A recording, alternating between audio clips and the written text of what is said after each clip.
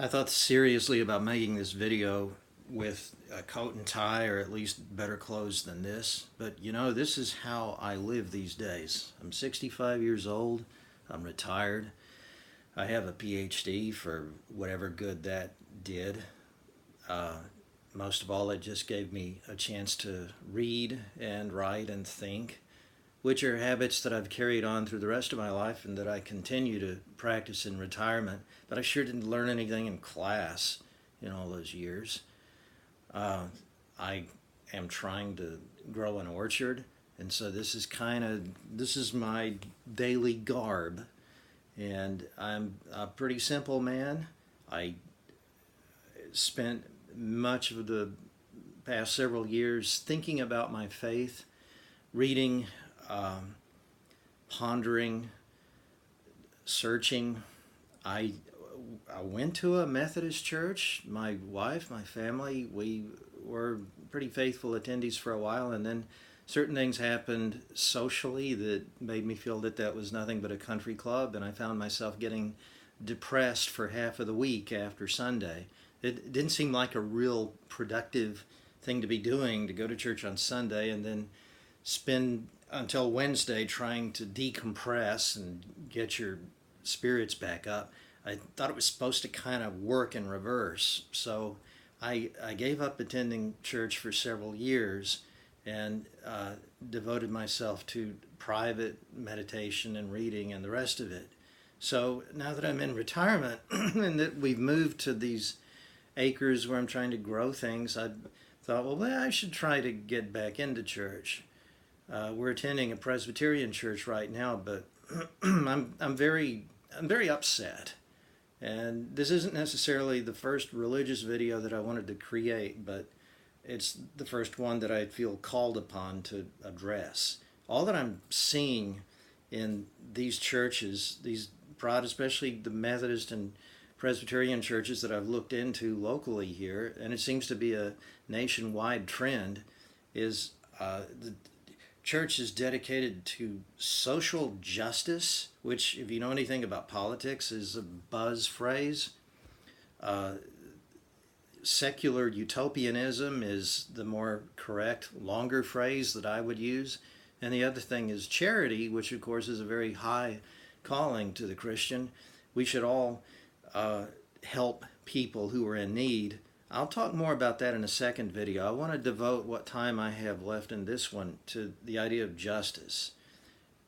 I look at that order of worship and I see the word justice, justice, justice, justice. It keeps coming back up in the prayers and our profession of faith. I don't know who's rewriting these things, but the only time you ever see words like mercy and pardon and forgiveness uh, is if there's a passage inserted from one of Paul's letters. Seems like otherwise those words and those ideas have kind of trickled out of the faith.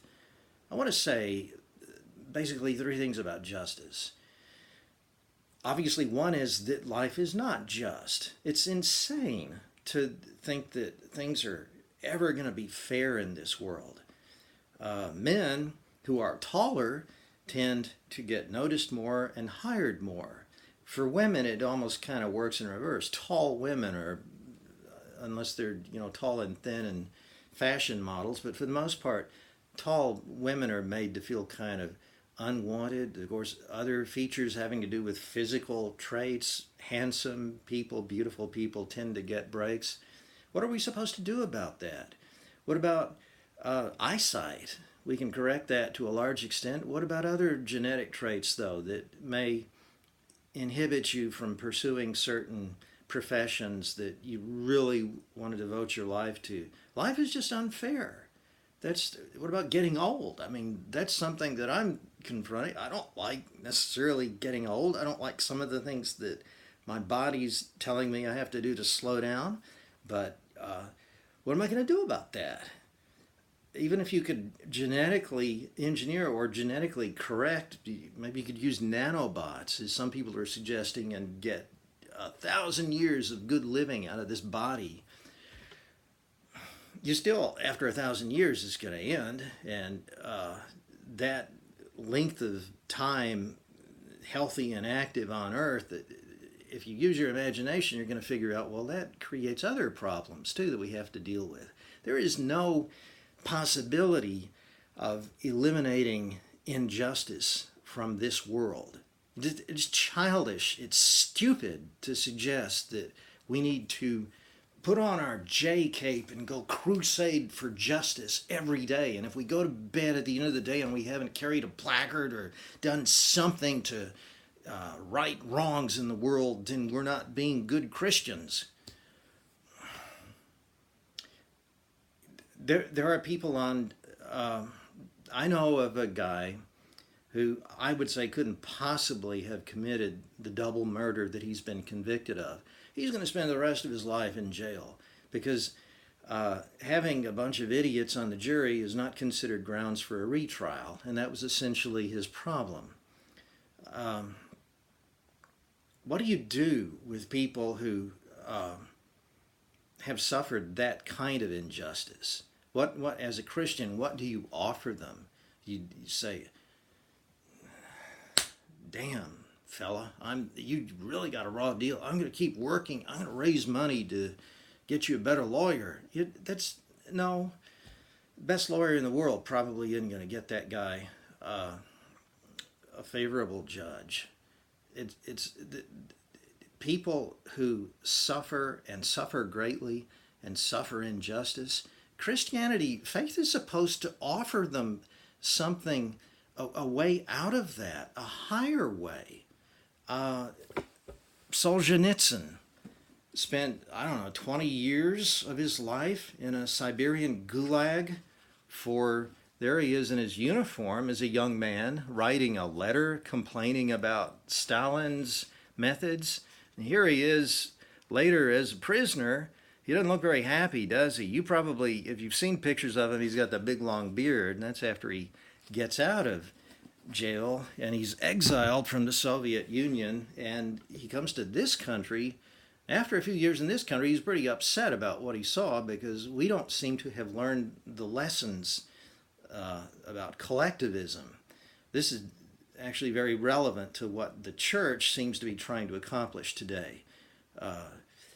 From each according to his ability, to each according to his need.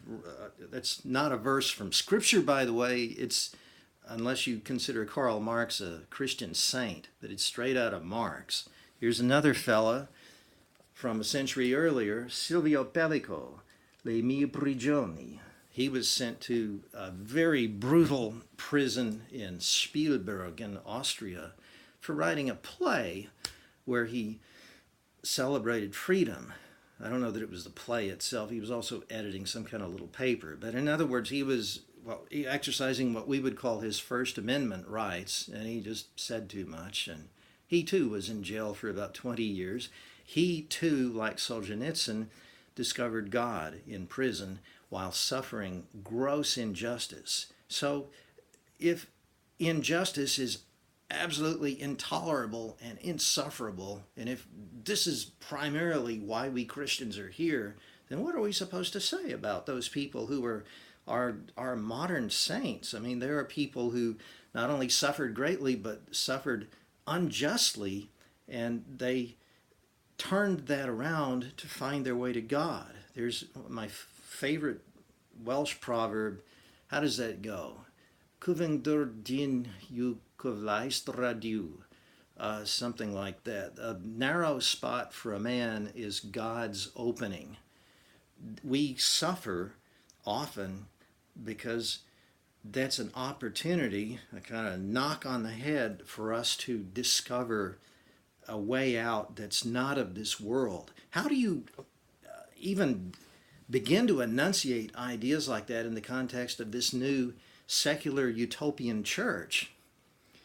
There was a third point I wanted to make about injustice, which is that we are just, I've said, life is inevitably unjust given its physical conditions. We also have cases where injustice actually inspires people to turn away from this world and look for something higher. Sometimes injustice, and don't get me wrong, it's always good if you can fight against injustice and correct. I wrote a book to try to alert people to the misery of this guy who's serving this life term for murders that I'm sure he didn't commit. But sometimes you have to accept that and move on. You can't let it be the final word. You can't let it eat away at you. Hope does not depend on correcting injustice if you have faith. Where is that being said in the church? Let me take the case of this guy who's rotting away in jail, probably for something that he didn't do, but how can I be absolutely 100% sure that he's not guilty? Let's say that I'm a hotshot attorney and I work my tail off and the guy gets out of jail somehow miraculously, and then a year later I find out that he's played me. And actually he's a desperate criminal who's just really good. He's a sociopath and he's really good at manipulating people, and he manipulated me. It's my fault that he's out, and possibly that he's going to have more victims, that he brutalizes in the way that he did the people that he got sent up for. That's on me. I helped that happen. And you know why? I'm not an innocent victim in getting him out. Part of what fueled my righteous crusade to correct this injustice was ego. It was my ego as an attorney, but also as a crusading Christian, to be sure that I was 100% right, and I was just going to bulldoze all the obstacles out of my way and see that this injustice was corrected. That's a big ego booster for someone who does that kind of thing for a living, and for someone who views that kind of accomplishment as a big statement of faith. But it also makes the world a more dangerous place. I'm not saying that this hypothetical attorney is an evil person, or even that he did an evil deed, but he did a bad deed because he facilitated an evil person's readmission to society so that that person could do more evil. It's the virtue of humility is another thing that is no longer discussed in these Protestant denominations. Not that I can hear. I haven't heard it. I've been listening. I've been reading the order of worship.